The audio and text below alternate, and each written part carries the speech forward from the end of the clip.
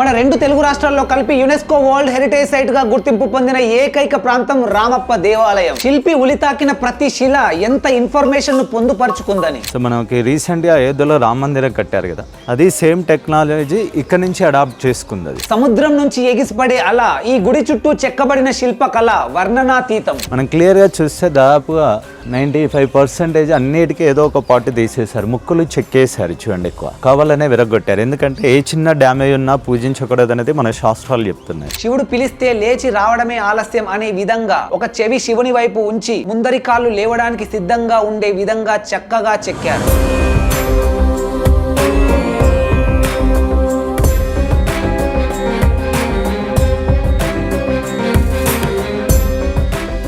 ఈ వీడియోలో రామప్ప దేవాలయం గురించి, దాన్ని కట్టిన రామప్ప గురించి, కట్టించిన రేచర్ల రుద్రుడి గురించి, అందుకు ప్రోత్సహించిన కాకతీయ రాజు గణపతి దేవుని గురించి మరియు యునెస్కో వరల్డ్ హెరిటేజ్ రికగ్నిషన్ గురించి తెలుసుకుందాం. ఈ రామప్ప దేవాలయాన్ని రుద్రేశ్వర దేవాలయం అని కూడా పిలుస్తారు.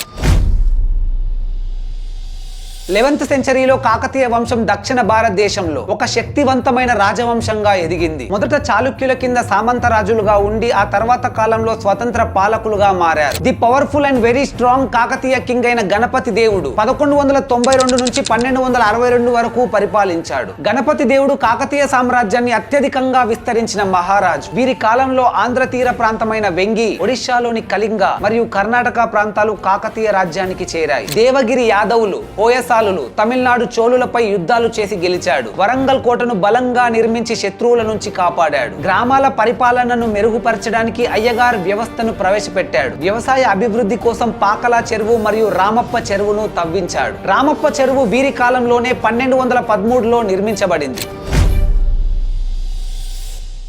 అయితే గణపతి దేవుడికి కొడుకులు లేకపోవడంతో తన కుమార్తె రుద్రమాదేవిని వారసురాలిగా ప్రకటించారు. రుద్రమాదేవి 1262 నుంచి 1289 మధ్య కాలంలో కాకతీయ సామ్రాజ్యాన్ని పరిపాలించింది. భారతదేశ చరిత్రలో తొలి సామ్రాజ్య పాలకురాలిగా చరిత్ర సృష్టించింది. కానీ రుద్రమాదేవిని తన సామంత రాజులు అంగీకరించలేదు. అయినప్పటికీ స్వయంగా తానే యుద్ధ భూమిలోకి వెళ్లి యుద్ధాలు చేసింది. వరంగల్ కోటను మరింత శక్తివంతంగా మారుస్తూ రక్షణ కల్పించింది. దేవగిరి యాదవులు, తమిళనాడు పాండ్యులతో యుద్ధాలు చేసింది. దేవాలయ నిర్మాణాలను, గవర్నెన్స్ లో ఉమెన్ పార్టిసిపేషన్ ను ఎంకరేజ్ చేసింది. మానవతా పరిపాలనను కొనసాగిస్తూ మహిళా న్యాయకత్వానికి గొప్ప ఉదాహరణగా నిలిచింది. రాణి రుద్రమాదేవి తర్వాత ఆమె మనవడు 2వ ప్రతాపరుద్రుడు కాకతీయ సామ్రాజ్యాన్ని పరిపాలించాడు. అయితే 1323లో ఢిల్లీ సుల్తానుల దాడులతో కాకతీయ సామ్రాజ్యం ఢిల్లీ సుల్తానుల చేతుల్లోకి వెళ్లిపోయింది. కానీ కాకతీయులు కట్టించిన రామప్ప ఆలయం, తవ్వించిన రామప్ప చెరువు, 1000 స్తంభాల గుడి, వరంగల్ కోట వంటివి చరిత్రలో నిలిచిపోయాయి. ఇప్పటిదాకా చెప్పిన ఇన్ఫర్మేషన్ తో కాకతీయ సామ్రాజ్యం గురించి మీకు ఒక బేసిక్ ఐడియా అయితే వచ్చి ఉంటుంది.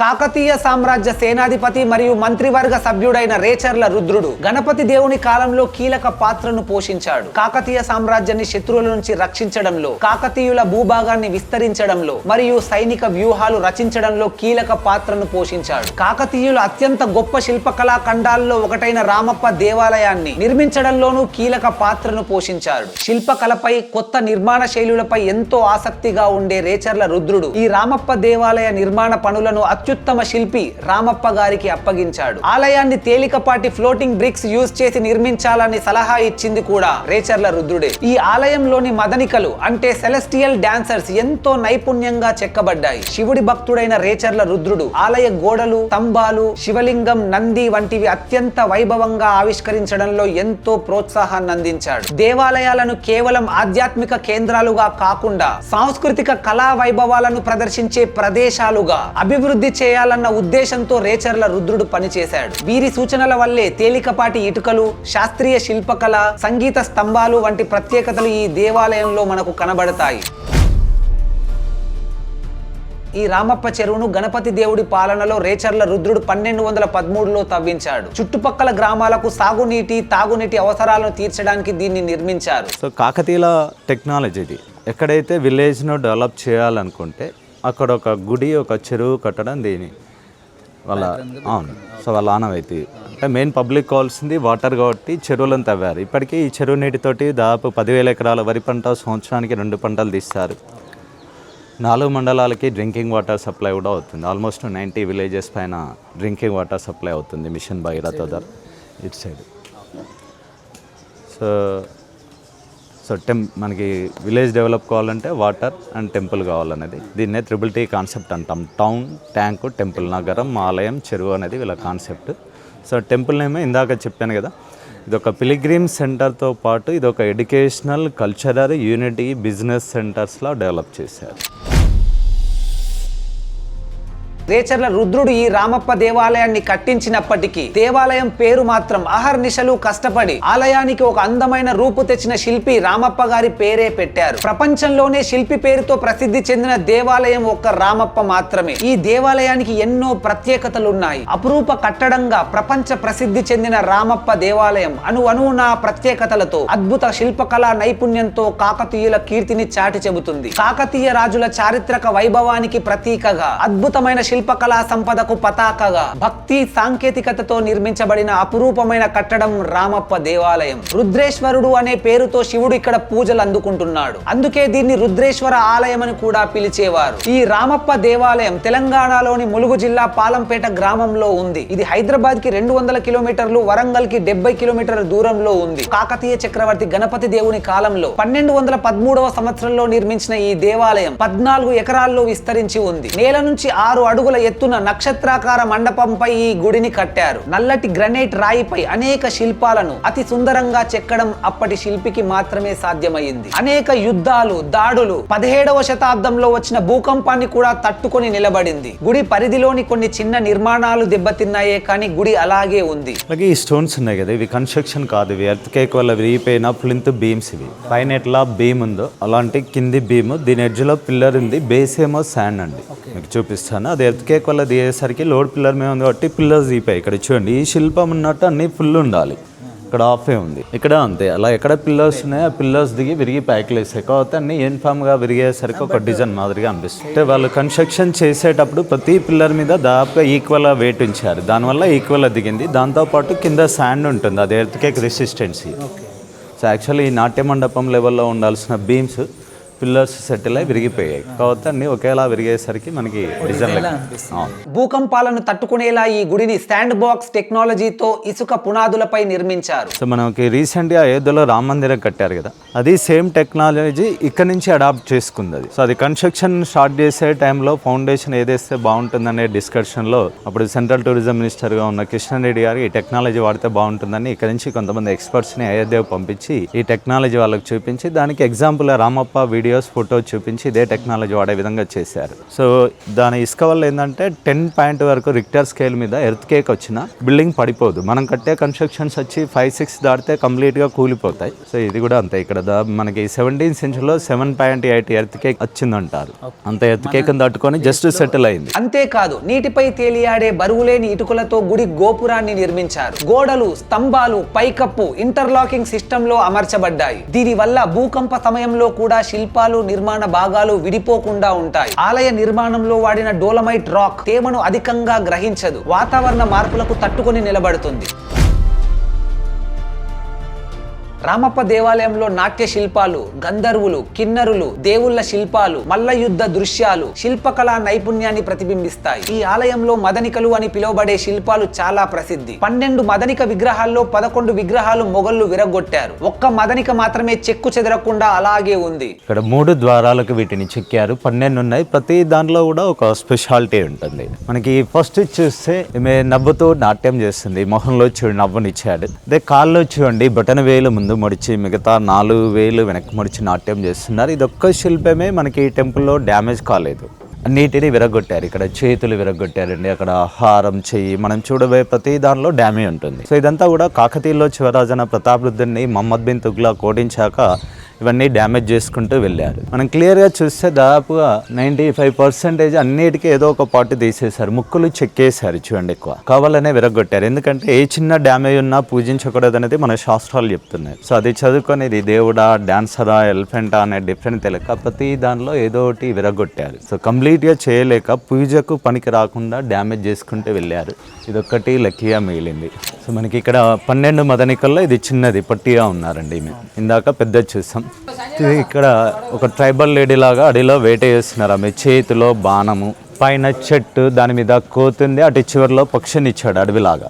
ఆమె అడవిలో వేట చేస్తున్నప్పుడు కాల్లో ముళ్ళు గుచ్చుకుంటే ఆమె సర్వెంట్ వచ్చి ముళ్ళుని తీస్తున్నాడు కింద. మనకి ఏదైనా గుచ్చుకుంటే వాపు వస్తుంది కదా, ఆ వాపును కూడా చూపించాడు. లైట్గా స్వెల్లింగ్ ఉంది పాదంలో. సో మనకు ఆ స్వెల్లింగ్ కూడా న్యాచురల్గా ఇచ్చాడు. అది ఇవ్వకపోయినా మనం అబ్జర్వ్ చేయాలి. ఆ డ్రెస్ కూడా చూడండి, ట్రైబల్స్ ఎలా ఉండేవాళ్ళు అనేది. మినీ స్కర్ట్, తల్లో నెమల్ పింఛాన్ని ఇచ్చాడు. ఈవిడేమో ఒక డాన్సర్. ఆ పై చేతిని చూస్తే చేతి వేళ్ళకున్న గోర్లను కూడా చాలా క్లియర్గా ఇచ్చాడు. లాంగ్ నెయిల్స్, కాలి గోర్లు కూడా క్లియర్గా కనిపిస్తాయి.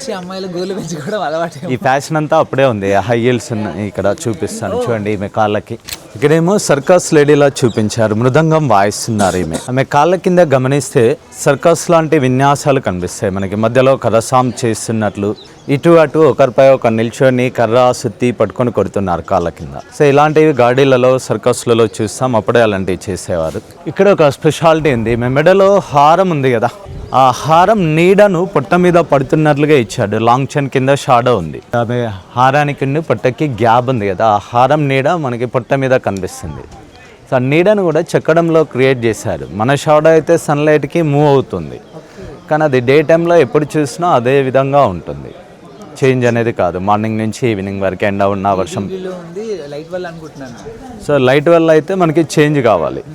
ఇప్పుడు మన షాడో ఇటు మార్నింగ్ ఇటు పడుతుంది, ఈవినింగ్ అటు పడుతుంది, కానీ అది ఈవినింగ్ వచ్చి చూసినా అదే ప్లేస్లో ఉంటుంది. ఈమె వేట చేస్తున్నట్లుగానే చూపించారు. ఆమె చేతిలో బాణము, పైన చెట్లను ఇచ్చాడు. వాటి తీగలు కూడా అల్లుకున్నట్లుగా కనిపిస్తాయి. ఆమె కాళ్ళు చూస్తే 2 వేల మధ్యలో గ్యాప్ ఉంది. ఆ 2 వేలకి మట్టెలు ఉన్నాయి. సో పెళ్ళైన స్త్రీలు మట్టెల్ని వాడడం అప్పటి నుంచే సాంప్రదాయంగా వస్తున్నది తెలుసుకోవచ్చు. ఈమెమో కోపంగా నాట్యం చేస్తున్నారు. ఆ కళ్ళల్లో రౌద్రరూపాన్ని ఇచ్చారు ఇక్కడ. ఇది ఇక్కడ ఉన్న శిల్పాల్లో పెద్దది. ఆమె నడుచుకుంటూ వెళ్తుంటే కోతి కాళ్ళ వెనుక చీరను లాగుతున్నట్లుగా ఇచ్చాడు. ఆమె చెవిరింగులు చూస్తే ఆ రోజుల్లో వాళ్ళు ఎంత పెద్ద ఇయర్ రింగ్స్ వాడిననేది తెలుసుకోవచ్చు. ఇట్లాంటివి మళ్ళీ వాడుతున్నారు ఇప్పుడు. ఆ జుట్టు కూడా చాలా పెద్ద కొప్పు ఉంది. డిఫరెంట్ హెయిర్ స్టైల్స్ ఉంటాయి. ఈమె కూడా కోతిని కోపంగా కొడుతుంది. సో ఈ రెండు కోపంగా, అది నార్మల్గా లాస్ట్ది నవ్వుతుంది. ఒక్కో దానిలో ఒక జీవకళని ఇచ్చాడు, డిఫరెంట్ ఎమోషన్స్ ఇచ్చాడు. గర్భగుడిలో ఉండే ప్రధాన మండపంలోని ఒక స్తంభం ఎంతో ప్రత్యేకమైనది. సూది మొన దూరే అతి సూక్ష్మమైన 13 రంధ్రాలు ఒకే రాతిపై చెక్కారు. సో ఈ 13 ఎందుకంటే శివుడికి ఇష్టమైన రోజుల్లో త్రయోదశి ఒక రోజు. అది తిథుల ప్రకారం చూస్తే 13th డే. మనకి ఎవ్రీ మంత్లో మాస శివరాత్రి వస్తుంది, అది త్రయోదశి రోజే వస్తుంది. అలా చేస్తుంటాడని అనుకోవచ్చు. అలాగే ఇప్పుడున్న క్యాలెండర్తో కంపేర్ చేస్తే ఇది కట్టడం పూర్తి చేసింది 13th century. కాబట్టి టోటల్ హ్యాండ్మేడ్. ఈ పాలిషింగ్ కూడా హ్యాండ్మేడ్, మిర్రర్ షైనింగ్ కనిపిస్తుంది మనకి. శిల్పి చెక్కడంలో చిన్న పొరపాటు జరిగినా పూర్తి స్తంభాన్ని మార్చాల్సిన పరిస్థితి ఉంటుంది. ఎటువంటి సాంకేతికత లేని సమయంలోనే అంత సన్నని రంధ్రాలను చెక్కడం ఎలా సాధ్యమైందో ఇప్పటికీ ఆశ్చర్యంగానే అనిపిస్తుంది. ఇక్కడ గర్భగుడిలో ఉండే శివలింగంపై ఉదయం నుంచి సాయంత్రం వరకు అన్ని కాలాల యందు సూర్యకిరణాలు పడేలా నిర్మాణం చేశారు. అట్లా సన్ రైజ్ టు సన్సెట్ ఈ పిల్లర్స్ పై పడ్డ లైట్ రిఫ్లెక్ట్ అవుతూ లోపలికి వెళ్తుంది. గుడి చుట్టూ ప్రదక్షిణ చేస్తున్నట్టుగా 526 ఏనుగులు ఉన్నాయి. వీటి ప్రత్యేకత ఏంటంటే ఒక్కొక్క ఏనుగు ఒక్కొక్క డిఫరెంట్ స్టైల్లో ఉంటాయి. మనకి ఇక్కడ దీనికి డిజైన్ చేంజ్ ఉంది. ఇక్కడ బెల్స్ ఉన్నాయి, ఇక్కడ లేవు. సో ఇక్కడ 2 ఇచ్చాడు, ఇక్కడ ఒకటే ఉంది. ఈ పక్కన ఇవ్వలే, ఇక్కడ ఈ పక్కన ఇవ్వలేదు, ఆ పక్కన ఇచ్చాడు. ఇది కాలు మీద తొండం వేసినట్టు, ఇది కాలు బట్టలు అవుతుంది. ఇది నార్మల్గా అట్లా టెంపుల్ చుట్టూ 526 ఉన్నాయి. అన్ని డిఫరెంట్ పొజిషన్లో ఉంటాయి. ఆలయ నిర్మాణ సమయంలో ఏనుగులు పడిన కష్టానికి గుర్తింపుగా వాటిని చెక్కారు. గుడి మండపం కప్పు మధ్యలో నటరాజస్వామి విగ్రహాన్ని చెక్కారు. ఎంతటి ఎండాకాలంలో అయినా ఈ మండపంలో చల్లగా ఉంటుంది. సాధారణంగా శిల్పాలపై చెక్కే మనిషి ఆకారానికి 2 కాళ్ళు కనిపించేలా చెక్కుతారు. కానీ ఇక్కడ రామప్ప శిల్పి చెక్కిన శిల్పంలో జనరల్ గా 3 వ్యక్తులకు 6 కాళ్ళు ఉండాలి. కానీ ఇక్కడ 4 కాళ్ళు మాత్రమే కనిపిస్తాయి. ఇలా కవర్ చేస్తే ఇతడి కాళ్ళు ఇతడుకున్నాయి, ఇలా కవర్ చేస్తే ఇతడి కాళ్ళు ఇతడుకున్నాయి, అటు ఇటు కవర్ చేస్తే మధ్యలో తడి ఉన్నాయి. అంటే ఉండాల్సిందేమో 6 కాళ్ళు, ఉన్నవి 4. కానీ ఇండివిజువల్ చూస్తే ఎవరి కాళ్ళు వాళ్ళకి కనిపిస్తాయి. రామప్ప శిల్పి యొక్క కళా నైపుణ్యం ఇక్కడ మనకు కళ్ళకు కట్టినట్టుగా కనిపిస్తుంది. గర్భగుడి ఆలయంలోకి ప్రవేశించే సమయంలో దర్వాజకు ఇరువైపులా పేరిణి నృత్యం భంగిమలు మనకు కనిపిస్తాయి. కాకతీయుల కాలంలో సైనికులు యుద్ధానికి వెళ్లే ముందు వారికి ప్రేరణ కల్పించడం కోసం ఇక్కడ నాట్యాన్ని ప్రదర్శించేవారట. ఈ నృత్యాన్ని అప్పట్లో ప్రేరణ నృత్యంగా పిలిచేవారని, కాలక్రమేణా అది ఇప్పుడు పేరిణిగా మారింది. కాకతీయుల అనంతరం ఈ నృత్యం చరిత్రతో పాటు అంతరించిపోయింది. కానీ నటరాజ రామకృష్ణ అనే వ్యక్తి వ్యక్తి ఈ భంగిమల ఆధారంగా పేర్ని నృత్యానికి పూర్వ వైభవం తీసుకొచ్చేందుకు ప్రయత్నించారు. ఇప్పుడు పేర్ని శివతాండవం తెలంగాణ క్లాసికల్ డాన్స్ ఫామ్ గా గుర్తింపు పొందింది. రామప్ప దేవాలయం ఎదురుగా పెద్ద నంది విగ్రహం ఉంటుంది. శివుడు పిలిస్తే లేచి రావడమే ఆలస్యం అనే విధంగా ఒక చెవి శివుని వైపు ఉంచి ముందరి కాళ్ళు లేవడానికి సిద్ధంగా ఉండే విధంగా చక్కగా చెక్కారు. ఈ కైండ్ ఆఫ్ నంది కాకతీయుల గుడుల్లో తప్ప మరెక్కడా కనిపించవు. అంతేకాకుండా నందిని మనం ఎటువైపు నుంచి చూసినా అది మనల్ని చూసినట్టుగానే అనిపిస్తుంది. సో మనకి ఇక్కడి నంది డిఫరెంట్ గా ఉంటుంది. మనం మిగతా టెంపుల్స్ లో చూస్తే తల స్ట్రైట్ గా ఉండి కుమ్ముల మధ్యలోంచి శివలింగాన్ని చూస్తాం. కానీ కాకతీయులు కట్టిన టెంపుల్స్ లో చూస్తే ఇలా సైడ్ కి ఇచ్చాడు. ఇది శివుడి వాహనం కదా. 1000 పిల్లర్ టెంపుల్, వరంగల్ ఫోర్ట్ లో కాకతీయ కట్టడాలు ఎక్కడైనా ఇట్లా సైడ్ కి ఉంటుంది. రామప్ప దేవాలయం పేరు చెప్పగానే ముందుగా గుర్తొచ్చేవి నాట్యగత్తెల విగ్రహాలు. రామప్ప దేవాలయానికి బయట ఆవరణంలో పైభాగంలో నాగిని విగ్రహాలు దర్శనమిస్తాయి. పాము చర్మానికి ఏ విధంగా పొలుసులుంటాయో నాగిని విగ్రహానికి కూడా శిల్పి అదే విధంగా పొలుసులు చెక్కడం నిజంగా అంతుబట్టని విషయం. చివరిదేమో నాగిని పాము మీద నాట్యం చేస్తున్నారు. ఆమె చేతిలో పాము, మెడలో పాములని ఇచ్చాడు. ఆమె ఫేస్ కూడా పాములాగా డిఫరెంట్ గా చెక్కారు. అన్నిటికీ స్మూత్ ఉంటే రఫ్ ఉంది. కళ్ళు పాము కళ్ళలా ఉంటాయి. నెక్ డిఫరెంట్ గా ఇచ్చాడు. సో నాగిన్లోని క్రూరత్వం కనిపిస్తుంది. పాములాగా భయంకరంగా ఇచ్చాడు. ఇంకా ప్రత్యేకత ఏంటంటే రాగిని శిల్పానికి ఇప్పటి కాలంలో మహిళలు ధరించే హై హీల్స్ వంటి చెప్పులు కూడా చెక్కారు. మళ్ళీ ఫ్లాట్ టైల్స్. ఆమె నడుస్తుంటే కూడా చెప్పుకి కాలుకి గ్యాప్ ఇచ్చాడు. సో 13th centuryలోనే ఇవన్నీ ఉన్నాయి. High heels, mini skirts, long nails, పెద్ద పెద్ద ear rings, different hair styles ఇవన్నీ అప్పటి నుంచి వెళ్ళే ఉన్నాయి. ఇప్పుడు ఆమె సారీ డిజైన్ కూడా చాలా క్లియర్ గా ఇచ్చాడు. ప్రతి గుడి నిర్మాణానికి కొన్ని శాసనాలు ఉంటాయి. దాడుల వల్ల వాటిలో కొన్ని పాడవుతూ ఉంటాయి. అయితే ఈ గుడికి సంబంధించిన శాసనం పాడవకుండా ప్రత్యేకంగా ఆ శాసనం కోసమే ఒక మండపాన్ని కట్టించారు. సంస్కృత భాషలో తెలుగు, కన్నడ శాసన లిపిలో గుడి చరిత్రతో పాటు దాన్ని కట్టించిన రేచర్ల రుద్రుని వంశ చరిత్ర కూడా రాసి ఉంది. సో మనకు అక్కడక్కడ కొన్ని శృంగార బొమ్మలు ఇచ్చాడు. అప్పుడు సెక్స్ ఎడ్యుకేషన్ కొరకు ఇలా పెట్టేవారు. సో ఇప్పటికీ మన సాంప్రదాయ ప్రకారం కొత్తగా పెళ్ళైన జంటల్ని టెంపుల్ పంపించడానికి ఇది ఒక రీజన్. అది ఎడ్యుకేషన్ పర్పస్. ఇప్పుడు ఈ టెంపుల్ అంతా మనం అబ్జర్వ్ చేస్తే ఇలా డబుల్ కలర్స్ ఉంటాయి. ఇది పెయింట్ కాదు, స్టోన్ లో వచ్చిన నేచురల్ కలర్. ఇక్కడ చూడండి, విరగొట్టినా కానీ డబుల్ కలర్స్ ఉన్నాయి. అలాంటి స్టోన్నే సెలెక్ట్ చేసుకొని చెక్కారు. ఈ స్టోన్ కూడా మనం చూస్తే రఫ్ ఉంది కదా, మీరు టచ్ చూడండి చాలా స్మూత్ ఉంటుంది. అపీరియన్స్ ఏమో రఫ్ ఉంది. 3 different type of stones use చేశారు. ఇదేమో శాండ్ స్టోన్. ఇదంతా ఈ శాండ్ స్టోన్ లో డిఫరెంట్ కలర్స్ ఉంటాయి. ఇప్పుడు ఆ శిల్పాలకు వాడింది వచ్చి బ్లాక్ బసాల్ట్. అది ఖమ్మం మీద నుంచి తీసుకొచ్చారు. ఆ బీమ్స్ గ్రానైట్, 3 రకాల స్టోన్స్, పైన బ్రిక్స్ వాడారు. మొత్తం 4 మెటీరియల్స్ యూజ్ చేశారు. ఎందుకు యూజ్ చేశారంటే వాటి మీద వచ్చినంత ఫైన్ కార్వింగ్ వీటి మీద రాదు. అందుకే ప్రధాన శిల్పానికి బ్లాక్ బసాల్ట్ తెప్పించారు. స్ట్రాంగ్ గా ఉండడానికి గ్రానైట్ వాడారు. సో ప్రతి దాంట్లో కూడా మనకి 90% ఏదో ఒక పార్టీ విరగొట్టుకుంటూ పోయారు. కొన్ని శిల్పాలు అక్కడక్కడ లక్కీగా మిగిలాయి. మదనికల్లో అది ఒకటే ఉంది. మన తుగ్లక్స్ కూడా చేస్తున్నారు. మన తుగ్లక్ అని ఎందుకు అంటున్నానంటే వచ్చిన వాడు పేరు రాసుకోవడం, డ్యామేజ్ చేయడం ఇట్లాంటివి చేస్తున్నారు. సో మీ ద్వారా నేను చెప్పేది ఏంటంటే ఇది మన వారసత్వ సంపద. మన పేరెంట్స్ మనకిచ్చారు. మనం మన పిల్లలకు అందించాల్సిన బాధ్యత ప్రతి ఒక్కరి మీద ఉంది. ఇక్కడ పనిచేసే ఆఫీసర్స్, సిబ్బందో, గవర్నమెంటే కాపాడాలంటే ఫ్యూచర్ జనరేషన్స్కి వీటిని అందించలేదు. ఇది మన ప్రాపర్టీ, మనం మన పిల్లలకు అందించాలి. సో దీని మీద మీరు చిన్న డ్యామేజ్ చేసినా దానికి పనిష్మెంట్ ఉంది, కానీ అది సెకండరీ అవుతుంది. సో సో దీని మీద చిన్న గీత పడేసినా, చిన్న డ్యామేజ్ చేసినా మినిమం 5,000 నుంచి 1 lakh ఫైన్ అయ్యచ్చు. 1 నెల నుంచి సంవత్సరం వరకు జైల్లో పెట్టచ్చు. అది ఆర్కియాలజీ రూల్స్ ఉన్నాయి. కానీ అది సెకండరీ అవుతుంది. ఇవి మళ్ళీ రీక్రియేట్ చేయలేని మన ధనం, ఇది మన సంపద. సో దాన్ని ప్రొటెక్ట్ చేస్తూ ముందు తరాలకు అందించాలని మన ఛానల్ నుంచి కూడా కోరుకుంటున్నాను. సో ఒక మంచి పనికి శ్రీకారం చూడదాం మనము.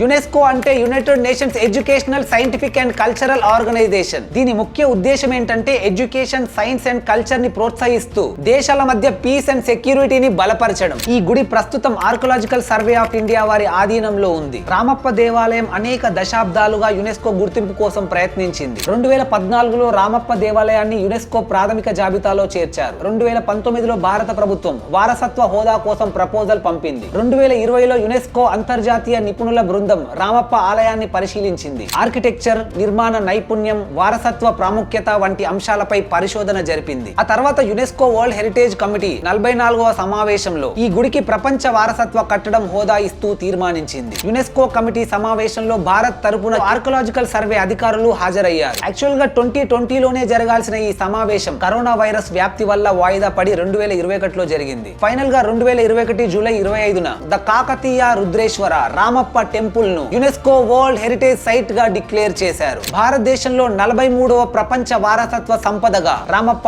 ఆలయం గుర్తింపు పొందింది. తెలంగాణ నుంచి యునెస్కో వరల్డ్ హెరిటేజ్ సైట్ గా గుర్తింపు పొందిన తొలి ప్రదేశం రామప్ప దేవాలయం. ప్రాచీన భారతీయ ఇంజనీరింగ్ అద్భుతానికి ప్రపంచ గుర్తింపు లభించింది.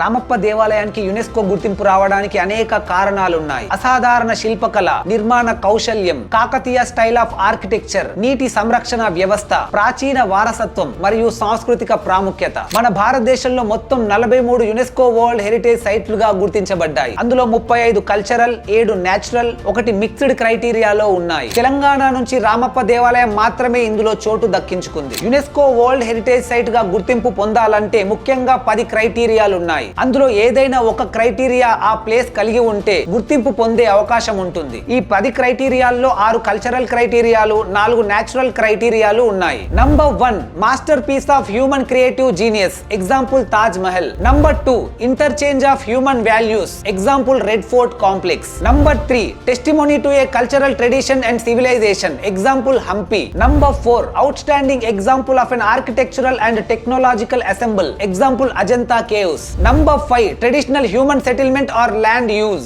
example Jantar Mantar, Jaipur. Number 6 directly associated with events, traditions, ideas or beliefs, example Mahabodhi temple. ఈ ఆరింటితో పాటు 4 నేచురల్ కేటగిరీస్ ఉన్నాయి. Number 7 superlative natural phenomena or beauty, example Sundarban National Park. Number 8 major stages of earth history, example Western Ghats. Number 9 ongoing ecological and biological processes, example Great Himalayan National Park. Final గా number 10 important for biological conservation, example Kaziranga National Park. Number 1 సొంత దేశానికి మాత్రమే కాకుండా అంతర్జాతీయ స్థాయిలో tourism priority పెరుగుతుంది. Number 2 ప్రత్యేక రక్షణ మరియు రిస్టోరేషన్ వర్క్స్ యునెస్కో నిబంధనల ప్రకారం జరుగుతాయి. నంబర్ 3 టూరిజం డెవలప్మెంట్ కి నిధులు, అంతర్జాతీయ ప్రమాణాలు అమలవుతాయి. నంబర్ 4 ఆ రాష్ట్రానికి, ప్రాంతానికి ఒక గర్వకారణంగా మారుతుంది. వరంగల్లో ఈ అద్భుతమైన రామప్ప టెంపుల్ తో పాటు మరికొన్ని అద్భుతమైన ప్లేసెస్ ని కూడా మనం చూడవచ్చు.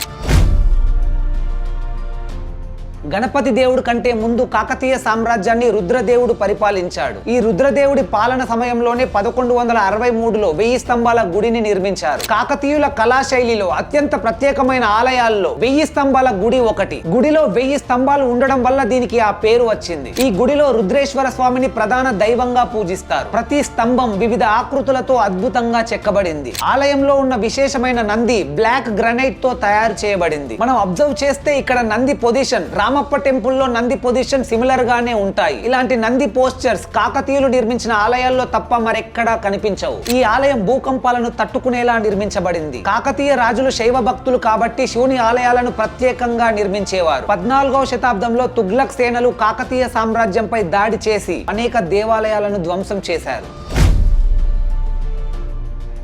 కాకతీయ రాజు గణపతి దేవుడు వరంగల్ ని రాజధానిగా ప్రకటించి వరంగల్ కోటను కట్టించాడు. చుట్టూ 3 వరుసల ప్రాకార గోడలు ట్రిపుల్ ఫోర్టిఫికేషన్ తో నిర్మించబడింది. మ్యాసివ్ స్టోన్ గేట్ వేస్ ఉండేవి అండ్ కోట గోడలను పొడవైన శిలలతో నిర్మించారు. కోటలోని 4 ప్రధాన రాతి ద్వారాలు కాకతీయ కళా తోరణాలు తెలంగాణ రాష్ట్ర అధికారిక చిహ్నంగా ఉన్నాయి. రాణి రుద్రమాదేవి తన పాలనలో వరంగల్ కోటను మరింత బలపరిచింది. కాకతీయుల ప్రధాన రక్షణ కోటగా దీన్ని అత్యంత దృఢంగా అభివృద్ధి చేసింది. కానీ 14వ శతాబ్దంలో తుగ్లక్ సుల్తానులు దాడి చేసి వరంగల్ కోటను కూడా ధ్వంసం చేశారు. కోట శిథిలాలు, కళా తోరణాలు, శిల్పకళా అవశేషాలు ఇప్పటికీ పర్యాటకులను ఆకర్షిస్తున్నాయి. భారతదేశంలోని అత్యంత పవిత్రమైన అష్టదశ శక్తి పీఠాల్లో వరంగల్ భద్రకాళి దేవాలయం కూడా ఒకటి. ఈ ఆలయాన్ని చాళుక్య రాజు పులికేశి II 7వ శతాబ్దంలో నిర్మించాడు. కాకతీయ రాజులు 12వ శతాబ్దంలో ఈ ఆలయాన్ని మరింత అభివృద్ధి చేశారు. కాకతీయులు భద్రకాళిని వీరదుర్గ కులదేవతగా పూజించేవారు. భద్రకాళి అమ్మవారిని త్రినేత్రి మహాకాళి రూపంలో కొలుస్తారు. Telangana former chief minister KCR గారు 11 కిలోల 700 గ్రాముల బరువుతో వజ్రాలతో అలంకరించిన కిరీటాన్ని అమ్మవారికి సమర్పించారు. ఈ లక్నవరం లేక్ ను 13వ శతాబ్దంలో కాకతీయ రాజు ప్రతాపరుద్రుడు తవ్వించాడు. ఈ లేక్ లో 13 ఐలాండ్స్ ఉన్నాయి. అందులో కొన్నిటిని టూరిస్టుల కోసం డెవలప్ చేశారు. ఇక్కడ ఐలాండ్లను కనెక్ట్ చేస్తూ 160 మీటర్ల పొడవైన హ్యాంగింగ్ బ్రిడ్జ్ ను నిర్మించారు. ఇది సుమారు 7,800 ఎకరాలకు సాగునీటిని అందిస్తుంది. ఇక్కడ టూరిస్టులు బోటింగ్ చేయవచ్చు. రెస్టారెంట్లు, టూరిస్టులు స్టే చేయడానికి కాటేజెస్ కూడా అవైలబుల్ గా ఉన్నాయి. వరంగల్ ని విజిట్ చేసిన వాళ్ళు ఈ ప్లేసెస్ అన్నిటిని సందర్శించి మంచి ఎక్స్పీరియన్స్ ను పొందవచ్చు. రామప్ప దేవాలయం ప్రాచీన భారతీయ శిల్పకళకు, నిర్మాణ శాస్త్రానికి, ఆధ్యాత్మికతకు మరియు భౌతిక శాస్త్రానికి నిలువెత్తు నిదర్శనం. రామప్ప దేవాలయం కళా నైపుణ్యంతో, విశిష్ట ప్రత్యేకతలతో ఒక ఎడ్యుకేషనల్ ఇన్స్టిట్యూట్ గా, చరిత్రను భవిష్యత్తు తరాలకు చెప్పే ఒక టెక్స్ట్ బుక్ గా, ఎలాంటి ప్రకృతి విపత్తులనైనా తట్టుకొని తరతరాల వరకు నిలబడేలా నిర్మించబడి మన తెలుగు వాళ్ళందరికీ ఎంతో గర్వకారణంగా మారింది. గుడిని చూస్తున్నంతసేపు కనులకు, గుడి గురించి తెలుసుకుంటున్నంతసేపు మనసుకు ఆనందం, ప్రశాంతత సొంతమవుతాయి. ఈ వీడియో మీకు ఎలా అనిపించిందో వీడియో లైక్ చేసి కమెంట్ చేస్తే తప్ప నాకు తెలియదు కాబట్టి ఖచ్చితంగా లైక్ చేసి మీ అభిప్రాయాన్ని కమెంట్ చేయండి. అండ్ ఈ వీడియోని స్కూల్ అండ్ కాలేజెస్ కి వెళ్లే స్టూడెంట్స్ కి షేర్ చేసి మన దేవాలయాల యొక్క గొప్పతనాన్ని, దేవాలయాలు కట్టడం వెనుక ఉన్న అసలు ఉద్దేశాన్ని తెలుసుకునే అవకాశాన్ని కల్పించండి. అండ్ కాంపిటేటివ్ ఎగ్జామ్స్ కి ప్రిపేర్ అయ్యే వాళ్ళకు కూడా ఖచ్చితంగా షేర్ చేయండి. వాళ్ళకు కూడా ఉపయోగపడవచ్చు. మరొక ఫుల్ వీడియోతో మంచి ఇన్ఫర్మేషన్ తో మళ్ళీ మీ ముందుకు వస్తాను. అంతవరకు సెలవు. జై హింద్.